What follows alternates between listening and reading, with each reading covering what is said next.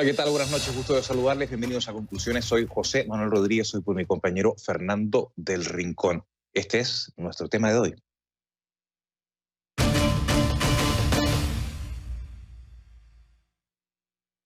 Como siempre que comenzamos Conclusiones utilizando la etiqueta numeral de la noche, que es Conclu Estudiantes Call, numeral Conclu Estudiantes Call. Recuerden que recibo todos sus comentarios en mi cuenta en Twitter, que es @JosemanuelCNN, y también, por supuesto, en la cuenta del titular de este programa de Fernando, que es @soyfdelrincón. Bueno, déjenme contarle que la actualidad hoy día se vuelve a tejer en Colombia, y Colombia está en lo que parece un callejón sin salida. Tras 14 días de protestas acompañadas de bloqueos, desabastecimiento, violencia y muerte, los manifestantes exigen y el gobierno no cede. No hay consenso. Mientras tanto, la gente sigue muriendo en las calles. La mayoría del pueblo colombiano confirmó la muerte, al menos la Defensoría, del pueblo colombiano confirmaba la muerte de al menos 42 personas desde el 28 de abril en incidentes relacionados con las protestas. Sin embargo, organizaciones no gubernamentales como Human Rights Watch y también como Temblores creen que la cifra podría incluso ser mucho más alta. El presidente Iván Duque viajó este martes de sorpresa a Cali. Ya lo había hecho la madrugada del lunes, aunque se trató de una visita relámpago. Duque participó en una reunión de trabajo en materia de seguridad y asuntos sociales y se reunió con las autoridades locales en otro intento de hallar una salida a esta crisis. Un enorme despliegue de la fuerza pública trata de devolver la normalidad a Cali, pero la misión es compleja, es realmente complicada, porque las calles de la ciudad están tomadas por los bloqueos y en supermercados escasean los alimentos, como pudo comprobar un equipo de CNN. También hay largas filas para llenar los depósitos de combustible y la población está preocupada. El ministro de Defensa, Diego Molano, indicó que hasta el momento se han llevado a cabo 97 operaciones de desbloqueo en la ciudad y reportó avances en la localización de vándalos infiltrados en las protestas. Y debido a la falta de entendimiento entre las partes, el paro nacional continúa.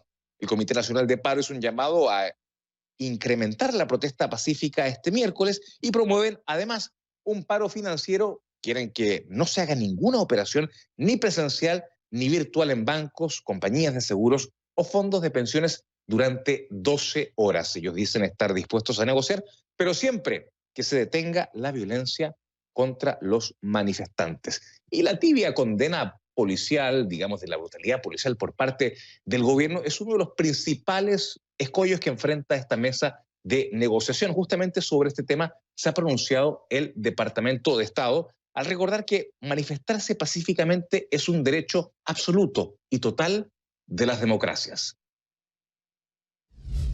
Nos entristece profundamente la pérdida de vidas durante las protestas de los últimos días y enviamos condolencias a las víctimas, además de las familias y seres queridos. En todas partes del mundo, y por supuesto esto incluye a Colombia, los ciudadanos de países democráticos tienen todo el derecho de protestar pacíficamente, pero sabemos que la violencia y el vandalismo son un abuso de ese derecho. Así como condenamos la violencia y el vandalismo, hacemos un llamado a la policía para que respete los derechos de los manifestantes pacíficos.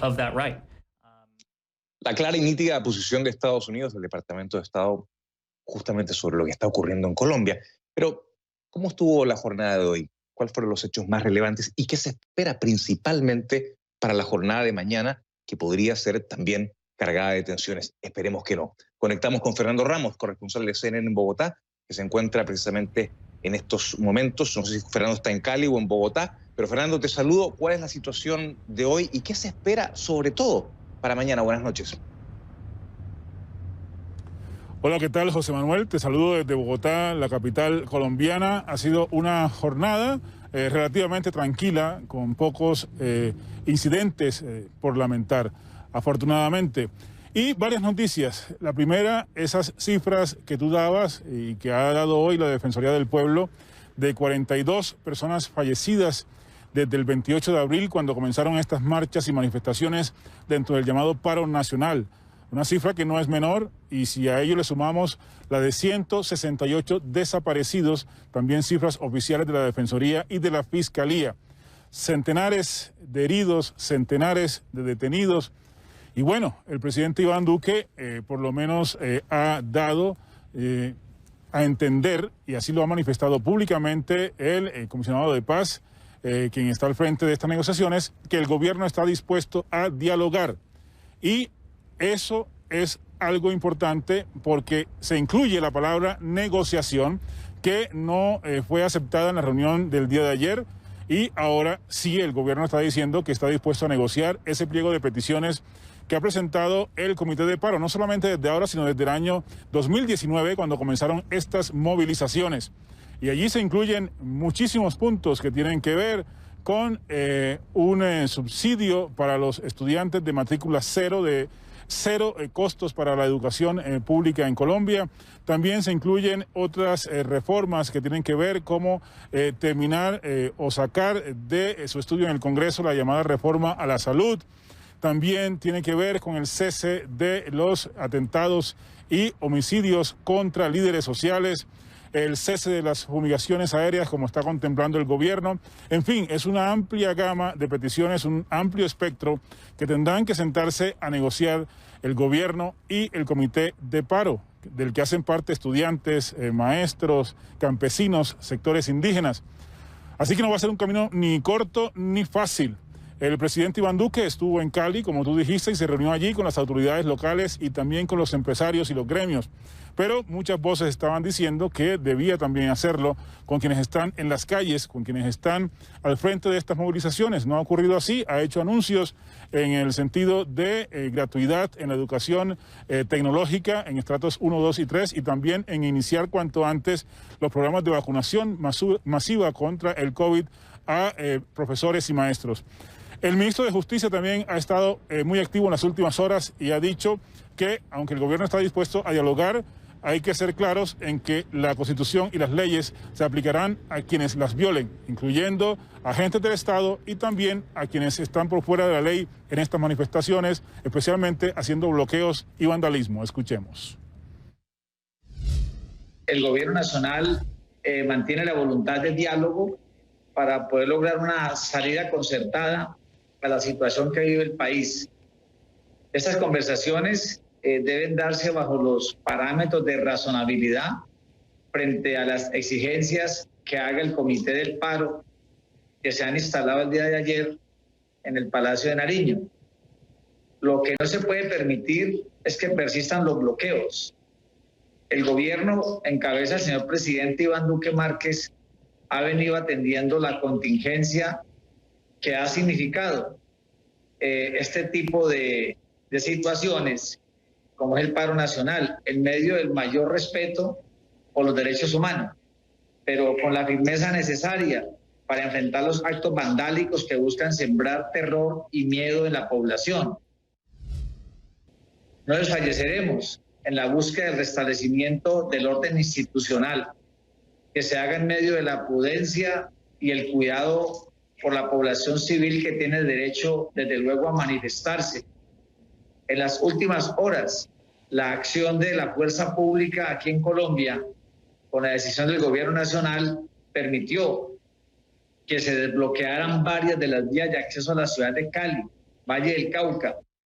Muy nítido ha sido el ministro de Justicia colombiano sobre, digamos, las acciones que se van a tomar frente a quienes puedan haber transgredido la ley. Tú lo decías, sean miembros del Estado o sean, digamos, personas que actúan al margen de la ley. Pero Fernando, déjame preguntarte, ¿qué se espera para mañana? Hay mucha expectativa, hay nerviosismo, hay una negociación que el gobierno ha aceptado tener, pero todavía las partes no se sientan sobre la mesa. Y hay que decirlo como contexto, Colombia precisamente es un país que ha convivido desgraciadamente con la violencia y estos episodios siempre tensos podrían correr el riesgo de empeorarse y de ponerse peor, dada la situación que no encuentra todavía un cauce definitivo. José Manuel, lo primero que tengo que decirte es que evidentemente hay un malestar social en Colombia y esto se ha agravado por la pandemia del COVID. Desempleo en niveles de 14,2%, es decir, cerca de 3,5 millones de colombianos que han perdido sus empleos, que no tienen cómo llevar comida a sus hogares. Y también cerca del 42% de pobreza, según cifras oficiales. Es decir, más de 20 millones de colombianos que también están en esa línea de pobreza.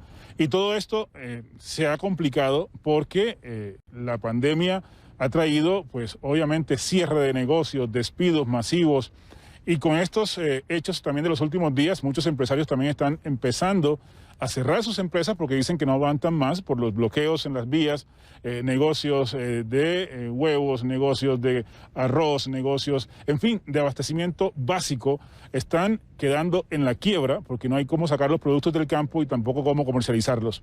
Y obviamente en el día de mañana se espera que muchos salgan a las calles a protestar, que muchos salgan a manifestar su inconformidad contra el gobierno, y por eso en Cali, que es el epicentro de esta situación tan difícil, se consultó a quienes están ahí en primera línea en las manifestaciones y esto piensan sobre la situación actual de lo que está viviendo el país. Mi hija en primera línea, mi hija es una niña de 16 años que también quiera luchar para que pueda ser alguien en la vida y no participar, o sea, quiere estudiar y quiere que todo esto mejore. A partir de las manifestaciones del 28 de abril, como sinónimo de quienes hemos ofrendado hasta nuestra vida misma, siendo el primer núcleo de resistencia ante los ataques desproporcionados de la fuerza pública. Me parece que en este país la educación es algo que no tiene privilegio y la educación en este país tiene que ser privilegiada, tal cual como el deporte. Y pues sí, hay zozobra obviamente y tensión en las calles, pero hay que manifestar claramente, José Manuel, que una cosa es la manifestación pacífica, que la hemos visto en cantidades en las calles, y otra cosa lo que pasa ya después de la tarde y en la noche con el vandalismo, el saqueo a comercios, ataque a bancos, a hoteles, y es allí donde está el problema. Así que hay que esperar, ojalá que las partes se sienten cuanto antes a negociar, a buscar una solución, a empezar a tener acuerdos para que esta situación pues llegue a su fin lo más pronto posible, porque en la ciudadanía en general ya está hastiada de lo que está ocurriendo, José Manuel. Absolutamente, y por otra parte, en algún punto, los manifestantes pacíficos deben entender que esa protesta debe realizarse con, digamos, una cantidad de medidas suficientes, Fernando, para evitar que, digamos, esto se transforme como ocurrió en Chile muchas veces, que se transformen en actos vandálicos que después tenemos que lamentar. Y la distinción es válida. Hay que diferenciar entre la gente que manifiesta pacíficamente y aquellos vándalos y aquellos enemigos de la ley que actúan al margen de ella. Fernando Ramos, gracias por tu completísimo reporte. Vamos a volver a reconectar si es que hay más novedades en el transcurso de la noche. Nosotros hacemos una nueva pausa, una primera pausa de la noche, y al regresar, ¿qué están pidiendo los estudiantes? Bueno, le cuento que vamos a conversar con Jennifer Pedraza Sandoval, representante de la Asociación Colombiana de Estudiantes de Educación Superior. Ella está en Bogotá, Colombia.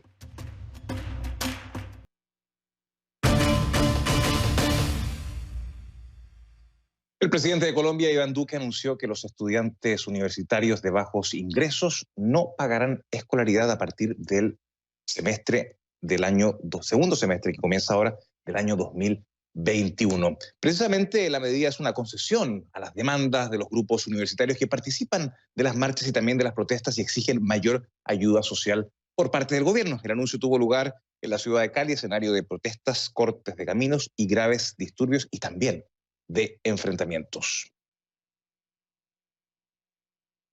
Bueno, y le doy la más cordial bienvenida a Jennifer Pedraza Sandoval. Ella es representante de la Asociación Colombiana de Estudiantes de Educación Superior, se encuentra en Bogotá, y con ella vamos a charlar un poco sobre las demandas estudiantiles. Jennifer, gracias por estar esta noche en Conclusiones.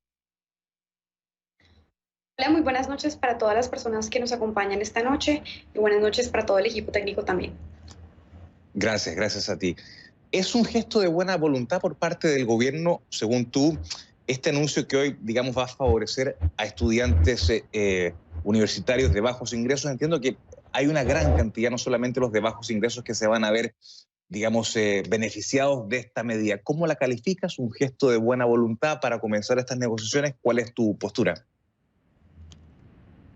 La lectura que creo que hacemos desde la Asociación Colombiana de Representantes Estudiantiles de Educación Superior es que esta es una victoria del movimiento social que, después de haber tumbado la reforma tributaria y también al ministro Carrasquilla, pues ha conquistado este avance que es muy importante. Sin embargo, no es aún suficiente para lo que hemos estado solicitando desde que empezó la pandemia, desde principios del 2020, dado que la crisis económica del país es tan agresiva y tan profunda que incluso personas que no están dentro de los primeros tres estratos ratos, también requieren este subsidio de la matrícula, por eso hemos llamado a que se atienda de forma universal y aún estamos a la espera de un derecho, de la respuesta a un derecho de petición que radicamos al Gobierno Nacional para que nos respondan en detalle cómo va a ser esta medida, dado que en anteriores ocasiones pues ha sido un anuncio muy engañoso, porque el gobierno ya ha dicho eso en anteriores ocasiones y de los recursos del Gobierno Nacional solamente ha salido el 12% de lo que vale, digamos que financiar las matrículas de los estudiantes de educación superior, y por el contrario han sido las universidades públicas, que ya están bastante desfinanciadas, las que han tenido que cargar sobre sus presupuestos este tipo de subsidios. Entonces estamos aún a la espera de esos detalles, pero sí creo que se demuestra una vez más que a pesar de que existen recursos y no era necesaria la reforma tributaria para garantizar este tipo de estímulos, era más bien como un chantajito que traía ahí la reforma tributaria, pues en esa medida creo yo que vale la pena que el movimiento estudiantil siga movilizándose y luchando al final por el comité de paro. Sí, ya hablaremos un poco de si hay recursos o no hay recursos, es un tema que me interesa muchísimo, pero si me puedes resumir muy brevemente, ¿cuáles son las exigencias del colectivo estudiantil más allá del tema de las matrículas? Bueno, esta es una muy buena pregunta porque en este paro particularmente la sensación que yo tengo, y pues voy a hablar aquí en nombre de la Asociación Colombiana de Representantes Estudiantiles de Educación Superior, es que las reivindicaciones del movimiento social y las exigencias del movimiento estudiantil particularmente no tienen solo que ver con el tema de la educación superior, sino que particularmente tienen que ver, por ejemplo, con la garantía del derecho constitucional a la protesta pacífica, precisamente de lo que ustedes estaban conversando previamente. Lamentablemente hemos sido uno de los sectores que más ha sido reprimido por parte del Gobierno Nacional y pues por parte de la fuerza pública, con excesos, hay que decirlo, frente a incluso movilizaciones que han sido absolutamente pacíficas. Yo creo que eso es algo que toda la juventud colombiana y particularmente el movimiento estudiantil hoy reivindica como una de las principales exigencias que le hacemos al Gobierno Nacional, es que se pronuncie rechazando los usos excesivos de la fuerza pública y también pues que dé la garantía para que quienes queramos marchar de forma pacífica, que somos la mayoría, pues efectivamente lo podamos hacer. Otro de los puntos centrales que ha sido muy importante también y que han levantado particularmente las facultades de las ciencias de la salud tiene que ver con la reforma a la salud, que es el proyecto de ley 010, que actualmente se está tramitando en el Congreso de la República y que a los ojos de por ejemplo, el director del doctorado en salud pública de la Universidad Nacional, lejos de garantizar la salud como un derecho fundamental, lo que hace es concentrar aún más el mercado de las EPS, y algo muy importante es que permite que las entidades aseguradoras de salud ofrezcan cursos que normalmente solamente dictarían las universidades públicas.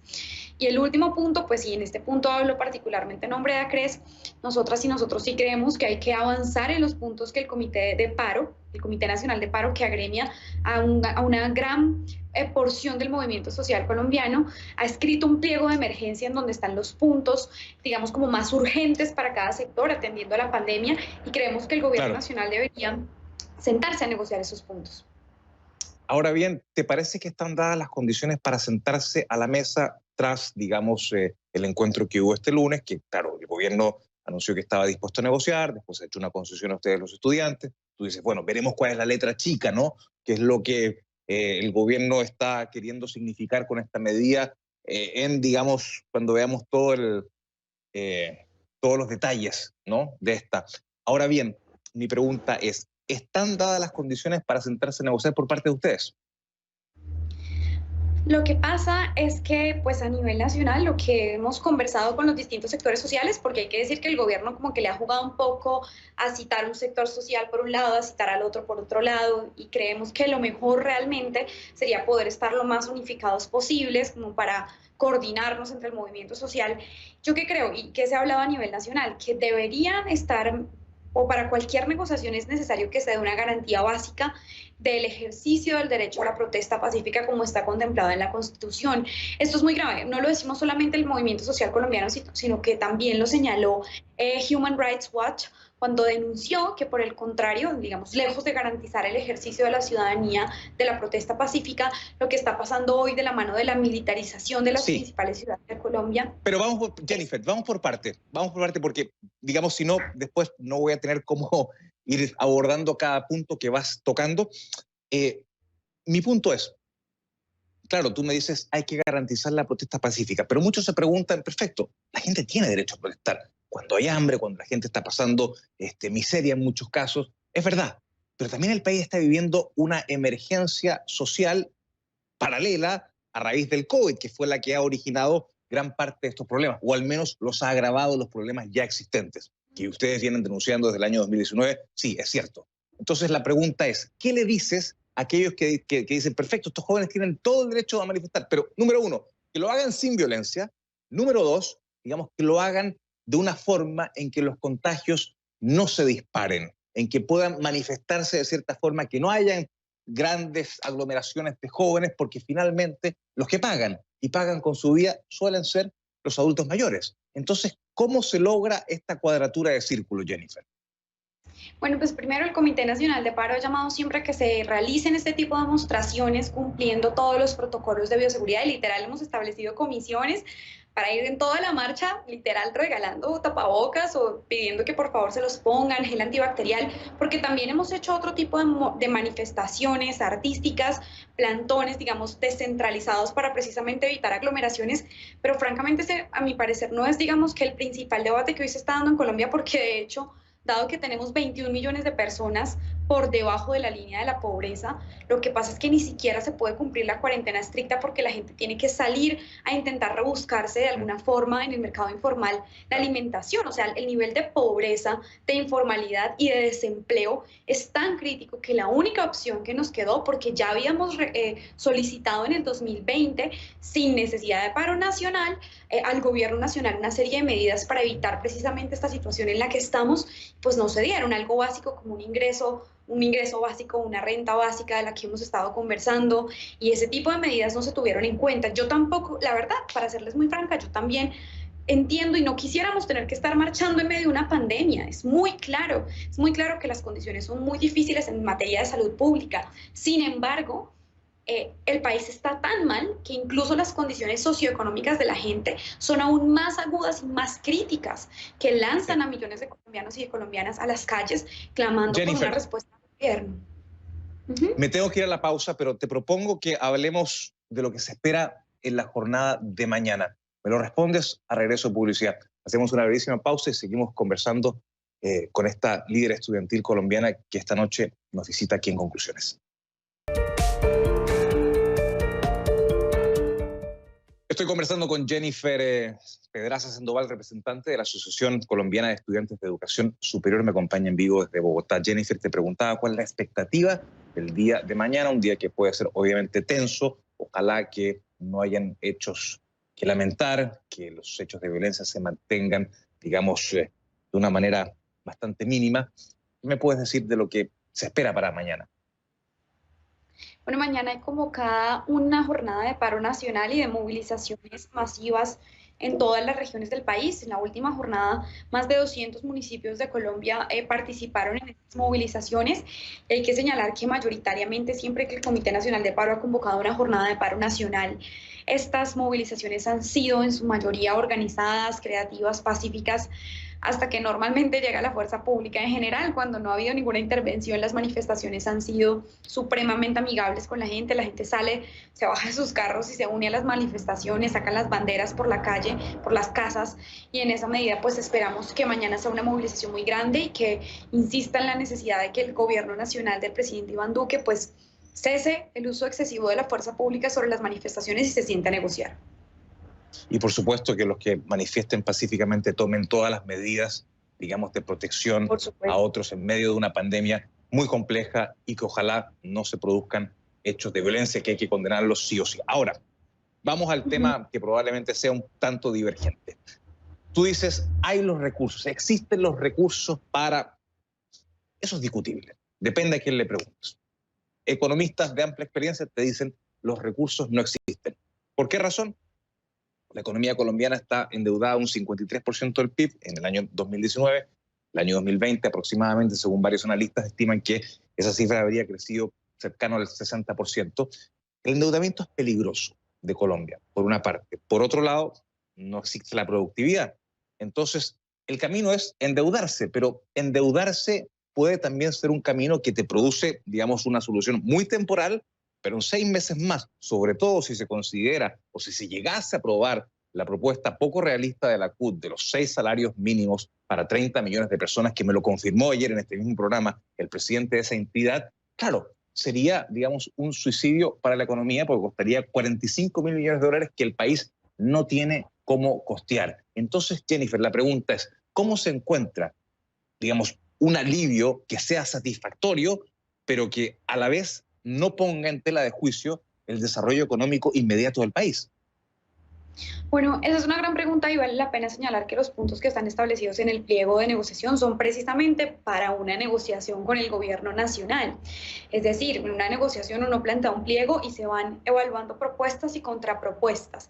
Pero hay algo muy importante y en ese documento también hay distintas propuestas sobre dónde financiar algunas de las necesidades que allí están señaladas. El gobierno decía lo mismo para la matrícula cero, decía que no había plata para matrícula cero y hoy acabaron de anunciar que supuestamente van a entregar esos recursos. Siempre es un argumento que utilizan y que al final, pues, digamos que es debatible, pero en el Comité Nacional de Paro hemos hablado de posibilidades para asignar presupuesto a este tipo de proyectos, por ejemplo, aplazar gasto público que no sea urgente y necesario en el marco de la reactivación económica. Ejemplo, 14.5 billones de pesos que el gobierno nacional iba a invertir en la compra de aviones para la guerra internacional, que en este momento desde nuestra perspectiva no son una prioridad de la sociedad colombiana. Segunda idea, acudir a otros mecanismos de política fiscal y de política monetaria, por ejemplo, en lo que tiene que ver con tal vez renegociar plazos de pago de la deuda que nos permitan en el corto plazo poder disponer de un poco más de presupuesto del presupuesto general de la nación.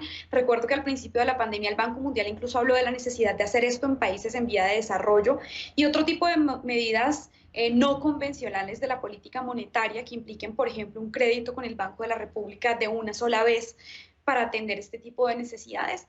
Yo sé que, digamos, existe mucho debate al respecto, pero quiero señalar aquí algo muy importante. Sé que la medida más dura del pliego de emergencia que ha construido el Comité Nacional de Paro es la renta básica. Y decían que era muy grande y que era para, digamos, una cobertura demasiado amplia. Pero con las recientes cifras que el Departamento Nacional de Estadística presentó, 21 millones de colombianos que ganan menos de un tercio del salario mínimo, creo yo que es imposible pensar en una reactivación económica si no estimulamos el consumo de la gente, y además pues esperamos que en el futuro se pueda hacer una transformación de la política económica que privilegie ya lo que tú señalabas, la productividad laboral, proteger algunas de las industrias colombianas que han venido quebrándose con la apertura económica, pero pues esas medidas urgentes creemos que se podrían atender con este tipo de ideas sobre la política o sobre el gasto público en concreto. Pero no creemos que la mejor forma, y esto también tiene, digamos, varios economistas importantes del país que han señalado que lejos de contraer el gasto público en un momento de crisis económica como este, necesitamos un gasto público contracíclico que ayude a reactivar la economía, dado que el decrecimiento del Producto Interno Bruto el año pasado fue de 6.8% y el gasto del gobierno nacional en la pandemia o para la pandemia solamente aumentó en un 3.7% en términos reales. O sea, aquí no ha habido medidas suficientes y por eso es que hoy tenemos más de 500.000 negocios que han tenido que cerrar y las tasas de desempleo tan críticas que tenemos. Entonces yo digo, como por no tomar medidas no convencionales al principio de la pandemia, hoy tenemos una crisis económica mucho más profunda que requiere medidas extraordinarias. Y eso pues son algunas de las propuestas que hemos hecho al gobierno nacional, y pues la idea sería obviamente negociar y ver qué podemos pactar, que por supuesto sea sostenible. Claro, y que sea, digamos, muy coherente con las finanzas públicas del país, porque endeudar a un país a lo loco lo que te trae es pobreza en el muy corto plazo, y también las políticas expansivas, las políticas keynesianas, no siempre funcionan en todos los países. Algunas deben hacerse con matices y pensando en varios factores. No es lo mismo que cuando Estados Unidos se endeuda, por ejemplo, y cuando Colombia se endeuda. Son economías diferentes y hay matices. Jennifer Pedraza Sandoval, representante de la Asociación Colombiana de Estudiantes de Educación Superior, gracias por estar esta noche en Conclusiones. Y mañana, buena suerte y que todo salga bien, sea pacífico y que la marcha, digamos, no deje incidentes que lamentar. Buenas noches. Muchísimas gracias a ustedes por el espacio y un saludo a todas las personas que nos escucharon. Gracias, gracias. Pausa y regresamos con más. Necesidades múltiples, recursos limitados. ¿Cuántas veces usted ha escuchado este axioma económico? Probablemente muchas. Y a partir de lo que conversábamos anteriormente con nuestra invitada, Jennifer Pedraza Sandoval, la líder estudiantil del movimiento que está ocurriendo en Colombia, nos planteamos, claro, ¿qué plan de alivio social puede pagar Colombia? Para ello hemos invitado precisamente para conversar sobre este tema a Luis Fernando Mejía, que es director de FEDesarrollo Colombia. Señor Mejía, gracias por estar esta noche con nosotros. Vamos al punto. Necesidades múltiples, recursos limitados. Colombia con un endeudamiento de 53%, algunos dicen cerca del 60%. Digamos, con una productividad que ha decrecido a partir de la pandemia, ¿no? Y con los números que estamos viendo, ¿qué plan de alivio social puede pagar que sea realista y que más o menos también pueda paliar las necesidades básicas de muchos ciudadanos que lo están pasando realmente muy mal? Así es, José Manuel, muy buenas noches. Pues la situación es muy complicada, como usted lo menciona, el año pasado una contracción de prácticamente el 7% de la economía, las cifras de pobreza que se han disparado, ya estamos en el 42.5% de la población, 21 millones de colombianos en condición de pobreza, y muchos de los jóvenes que han acudido a estas marchas con tasas de desempleo por encima del 24%. Ese es el contexto en el cual han surgido estas necesidades, estas marchas y estas voces de los jóvenes que quieren ser escuchados. Naturalmente, como usted lo menciona, José Manuel, infortunadamente el espacio es muy limitado. El año pasado el déficit fiscal de Colombia estuvo por encima del 7% del Producto Interno Bruto. Este año incluso superior, 8.6%, que sería el déficit fiscal más alto probablemente en 100 años de historia económica del país. Y la deuda pública Señor Mejía, que pasó de... Sí, lo interrumpo, para que la gente, el ciudadano a pie, tenga claro qué es el déficit fiscal, porque muchas veces la gente escucha estos términos, pero no lo sabe. Y yo quiero que esta noche le hablemos al ciudadano de a pie, para que entienda el déficit fiscal de 8%, qué significa, si esto fuese un hogar y no un Estado. Claro que sí, José Manuel. Mire, el déficit fiscal simplemente es la diferencia entre el gasto que hace el gobierno y los ingresos que recibe. Así como en cualquier casa, en cualquier hogar, usted tiene unos ingresos y con base en esos ingresos hace un gasto. El déficit es la diferencia entre los gastos y los ingresos. Un déficit del 8.6% del Producto Interno Bruto quiere decir altísimo. Que es altísimo, hay muchos más gastos que esas capacidades de ingreso. Entonces, en ese contexto, José Manuel, de tu pregunta de, bueno, ¿en dónde o cuáles son las posibilidades fiscales? Son muy limitadas. Naturalmente, el Comité del Paro habla de una serie de peticiones. Tú lo discutías ahora con Jennifer Pedraza, que tienen unos costos realmente inviables, que pueden estar desde 3 puntos del PIB hasta 6 o 7 puntos del PIB al año. Eso es casi 3 veces lo que pretendía recaudar la reforma tributaria que ya retiró el gobierno hace algunos días. Entonces, la idea aquí es, por supuesto, reconocer la necesidad de hacer algunas cosas importantes, de apoyar a los hogares más pobres, a quienes más se han visto afectados por la pandemia, pero por otro lado, reconocer también las realidades fiscales. Cualquier expansión del gasto va a requerir, por otro lado, un aumento de los ingresos tributarios para financiar ese gasto adicional. De otra manera, no hay ningún espacio por parte del Estado para financiar necesidades adicionales.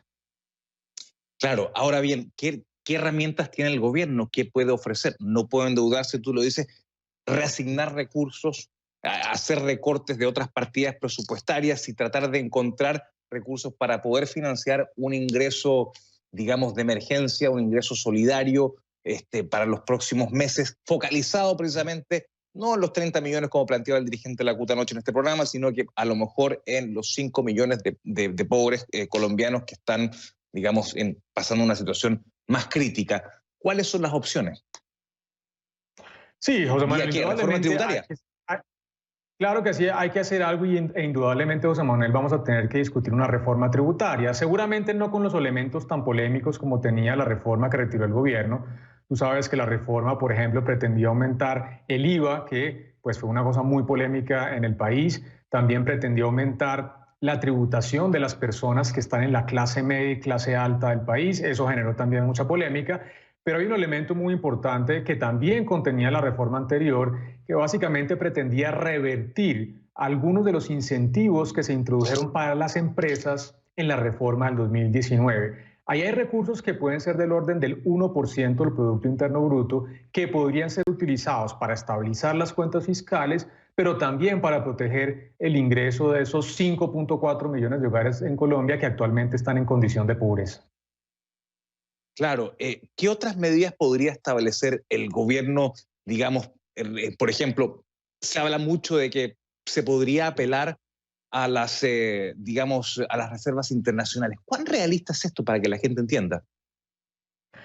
No, mira, José Manuel, eso es una muy mala idea. Las reservas internacionales son utilizadas para poder financiar las cuentas externas en el caso en donde hay salidas de capital. Actualmente en Colombia las reservas deben estar en el orden de los 60.000 millones de dólares, que no son reservas sustancialmente altas, están apenas para poder protegerse frente a momentos en los cuales haya cortes de financiamiento externo, es decir, que no haya entradas de capital, inversión extranjera directa, inversión de portafolio que hacen los inversionistas internacionales en deuda local o en instrumentos de deuda corporativa. Si eso pasa y hay paradas súbitas en las entradas de capital, las reservas internacionales, ese último colchón que tendría el país para poder financiar y comprar, por ejemplo, las importaciones necesarias para el aparato productivo. Entonces, no es una buena idea utilizar esas reservas internacionales, que son ese mecanismo de última instancia ante choques externos como los que te acabo de comentar. Efectivamente. Ahora bien, no es buena idea eso, entonces el plan de acción del gobierno va a ser muy limitado. ¿Cómo tú le haces entender todo lo que estamos hablando tú, desde la comunidad de nuestros hogares, a la gente que hoy día lo está pasando mal? Ese es el gran desafío. ¿Cómo le dices a una madre que no la vas a poder dar una asistencia digna, una pensión digna, un subsidio digno, un ingreso ético mínimo para, digamos, paliar esta situación? ¿Cómo se hace esto? Pues mira, José Manuel, yo creo que una herramienta muy importante tiene que ver con la aceleración de la vacunación. Colombia ha comprado, como muchos países de América Latina, una dosis suficiente para poder alcanzar la inmunidad de rebaño. El problema no es de recursos, sino que no hay disponibilidad de vacunas. Qué bueno sería que, por ejemplo, Estados Unidos, que tiene una gran cantidad de millones de dosis acumuladas sin utilizar, pudiera pensar en la crisis que está sufriendo no solamente Colombia, sino América Latina, para poder avanzar en las fases de vacunación y evitar lo que ha venido pasando, especialmente en el mes de abril en la región, este tercer pico de contagios que ha generado una gran cantidad de restricciones en las principales ciudades de América Latina y que por supuesto está afectando la recuperación económica y la recuperación del empleo. Entonces creo que hay un elemento muy importante de la vacunación. En Colombia en particular, naturalmente, vamos a tener que discutir una reforma tributaria, como te decía, enfocada muy especialmente en eliminar algunos de los beneficios especiales para las empresas, pero también pensar en mecanismos de inclusión productiva, es decir, cómo lograr que los jóvenes en Colombia, en América Latina, que tienen tasas de desempleo más altas que el promedio de sus países, puedan realmente efectivamente ingresar al mercado laboral. La fuente permanente de reducción de pobreza, José Manuel, es precisamente el empleo formal. Y Colombia, así como América Latina, sufre de altísimas tasas de informalidad laboral, en donde hay objetivos muy importantes de política pública para en el corto plazo acelerar esa generación de empleo formal. Bueno, ciertamente se nos acaba el tiempo, pero sobre el desempleo juvenil muy brevemente, en la ciudad capital, según cifras oficiales, asciende un 30% de los 10.6 millones de jóvenes colombianos, 3.3 millones según cifras de organismos como el Programa de Desarrollo de Naciones Unidas, digamos, dicen que hay 3.3 millones que no estudian ni trabajan. Luis Fernando Mejía, director de FEDesarrollo Colombia, gracias por estar esta noche en Conclusiones. Buenas noches. Buenas noches, José Manuel. Un saludo muy especial para ti y para todos los televidentes. Gracias por estar con nosotros. Pausa y regresamos con más.